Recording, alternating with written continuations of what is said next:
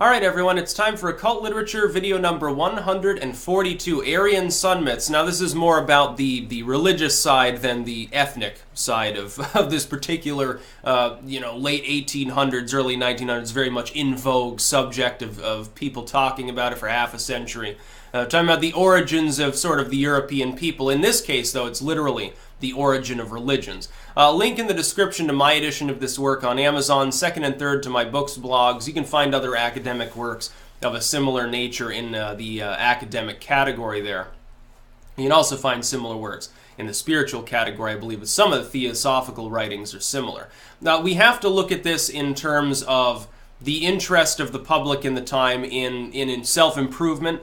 Number one, looking back at the past to try to inform the present and then future sort of ties into the millennial aspect of Christendom at the time. And so Christians especially were looking back, they were beginning to practice the occult explicitly. Your great-grandparents, I pointed this out with Nick Fuentes, I referred to this text, your great-grandparents, if you're a Christian, sometime in the Victorian, they probably practiced dark magic. They probably tried to summon demons. There's a pretty damn good chance that they did.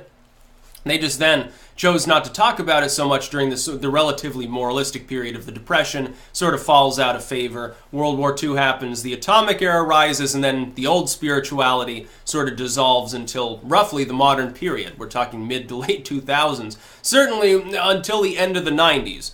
The occult renaissance was very much not in play. There was a sort of quasi-occult renaissance of the 60s and 70s. With a lot of drug use, but that's really hippie new agery. A lot of that's not exactly authentic. It's play acting. It's a sham.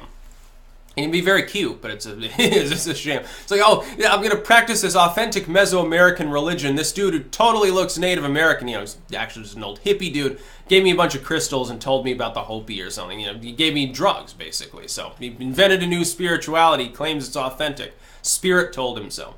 This particular work is significant in that it talks about dozens of different instances of historical individuals, and Tacitus, Pliny, some of these others, speaking about paganism, about the sort of cultish solar aspect, in many cases the overlap with Christianity. Of course, you don't get that with maybe Julius Caesar, but latter-day individuals you certainly get, in many cases, admitting that paganism, its trappings, its symbols, its practices and holidays certainly overlap with Christendom. For instance, according to historical writers, Jesus, assuming that such a central historical figure existed, would not have been born around the winter solstice.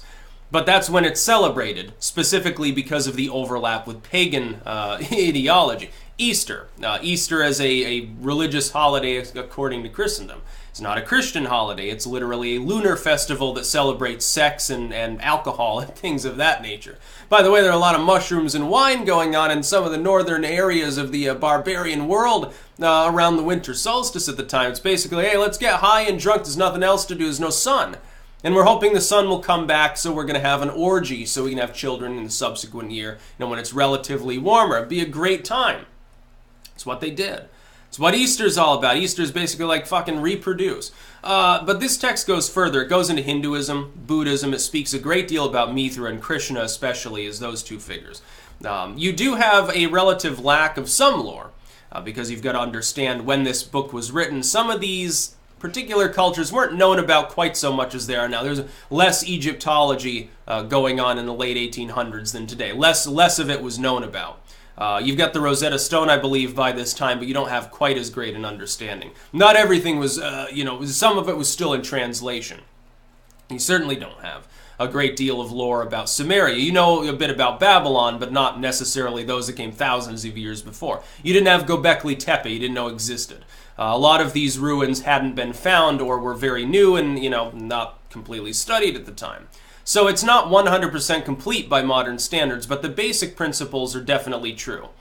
The Christian religion, largely, its symbols and holidays are based on pre-existent pagan groups. That's not to say that it denigrates from the concept of, Christianity is true. No, maybe the paganism is true and you're just using different words to describe this deity. Okay, some Christians, by the way, claim that. But definitely they didn't invent the concept of celebrating on the solstice. Celebrating Easter, using the Christmas tree or something. So it's an interesting work.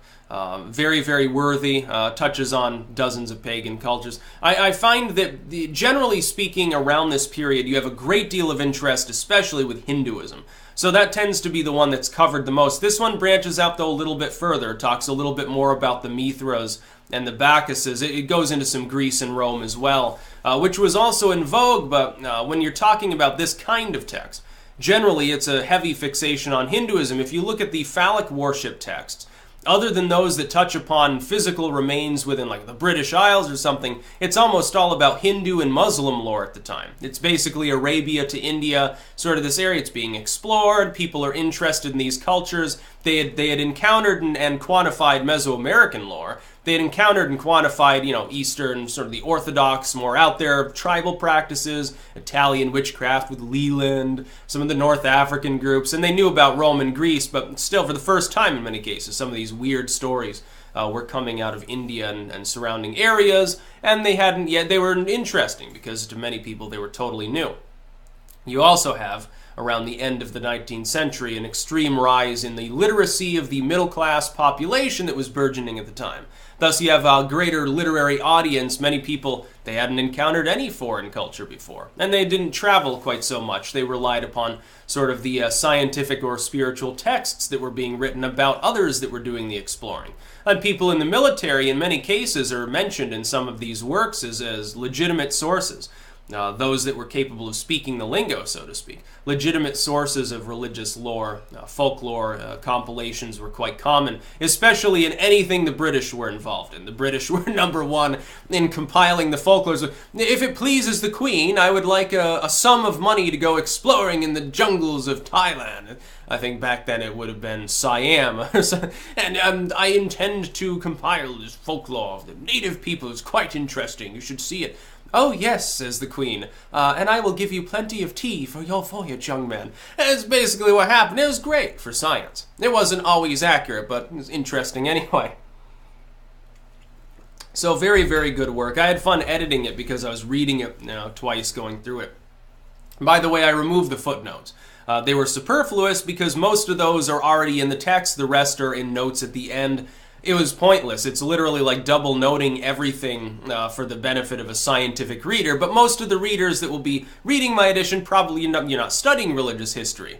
You're probably not a PhD in this subject. You're probably, you're just interested in the subject. Maybe you're an occultist. And for you, if you're into the occult, if any of that occultism has a sort of Abrahamic basis, you need to understand the pagan origins of Abrahamism. Otherwise, you totally err.